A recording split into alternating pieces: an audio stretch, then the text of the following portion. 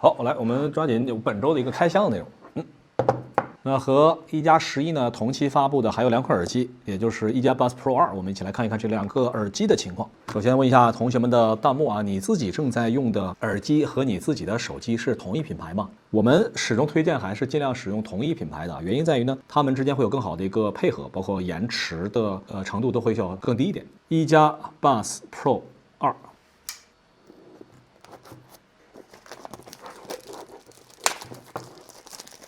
包装盒相当厚实啊，就这种包装盒一般来说都是用在线下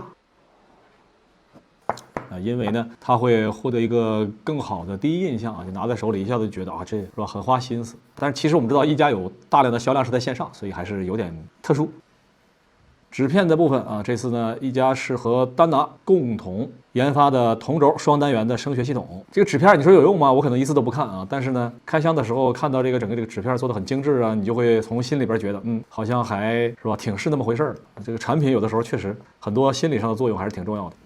小小的说明书啊，这可能是你看过的最简洁的一个说明书啊，上面就一个内容，请你用手捏一捏，很精致啊。下方的是2组耳机套。而且呢，做了一个一次性的封贴，并且呢是椭圆形的耳机套。数据线材一加定制的红色，一直看到这里，感觉印象都不错啊。最后来看我们今天的主角一加 Buds Pro 2。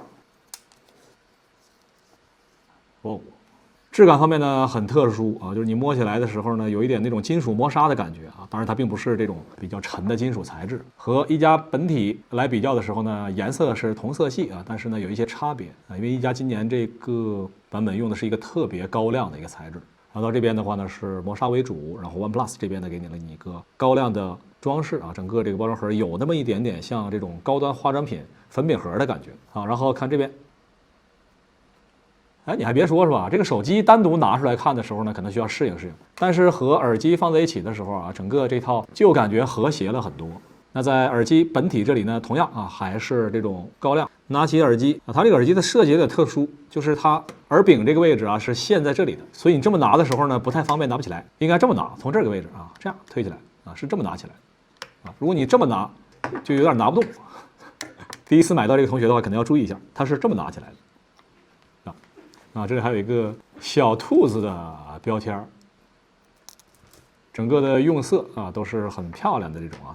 感觉上加入了很多中性灰的元素在里边。这边呢是一个握柄区域，用来调整等级的音质以及它的一个功能区。然后上方这边呢是透音孔，佩戴一下感觉哦，哎，降噪效果是比较明显的。同时呢，佩戴的话感觉上面和苹果的 AirPods Pro 相比较的话，我自己觉得不能说是一模一样哈，只能说是一模一样。这个感觉非常相似啊，椭圆形的耳机套戴在这个耳朵里面。首先还是比较舒适的啊，就是压迫感很低。即便你是这种经常耳朵很痒痒的同学啊，戴起来的话呢，也不会有太多的一个异物感。大家印象回忆一下，在苹果之前，那所有厂商的耳机套都是圆形的，在苹果之后的话呢，大多数厂商开始用椭圆形的，确实对于我们整个这个耳道的压力就减小了很多。一加这款的话也是如此啊，它整个的佩戴是比较舒适的。好，那除了这个配色之外的话呢，还有我们这次的一个黑色的版本。大家看到这次黑色版本。我们的这个蓝色版本啊，差别是非常大的，风格上呢有很大的差别。黑色这个特别的硬朗啊，就你摸起来的时候，你会感觉这种极端的这种硬朗的感觉。然后呢，它所搭配的耳机，黑色的。好，那这2组组合你会选择哪个？选择黑色版本打个1，选择的蓝色版本打一盖。看一下同学们的弹幕，不知道你会怎么去选择反正我觉得同色系搭配起来还是挺漂亮的。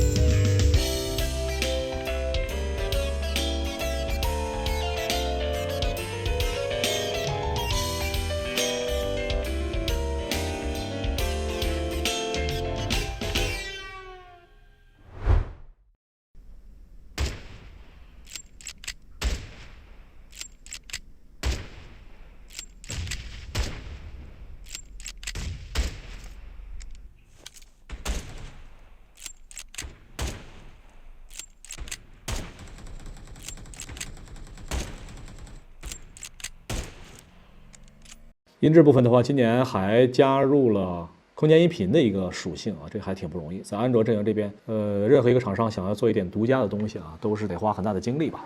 有人说，为什么苹果那边就都是自己做啊？为什么安卓这边它就都不做呢？就是有一些独家的技术呢？你说苹果我研发的一个技术，我做好了之后，那隔一段时间发给我下面的这个 iPhone 也好 ，iPad 也好，就肯定会用。但是安卓这边呢，就有一点尴尬。比如说我花了很大的精力呢，我去推一个新的技术，我好不容易做好了。推完了，结果呢，第2年更新的时候呢，谷歌推了一个类似的技术啊，叫另外一个名字。你说我怎么整？你说我是跟着谷歌去大版本更新，然后就直接获得了谷歌的那个技术，还是说我继续研发我自己这个？大家可以理解这个意思吧？就是你说你做了半天，这很让人挠头。